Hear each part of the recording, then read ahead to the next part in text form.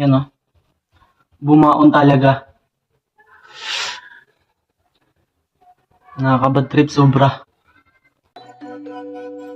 Hey, it's your boy GR. Hi guys. Ayun. Isang nakakalungkot na balita. Di ba, kahapon nalaglag yung gitara ko. So ayun, kanina ko lang napansin na may damage yung gitara ko. Papakita ko sa inyo. Yun, nalungkot ako ng sobra. Siyempre yung iniingatan mong gitara, di ba? Tapos biglang matadamage.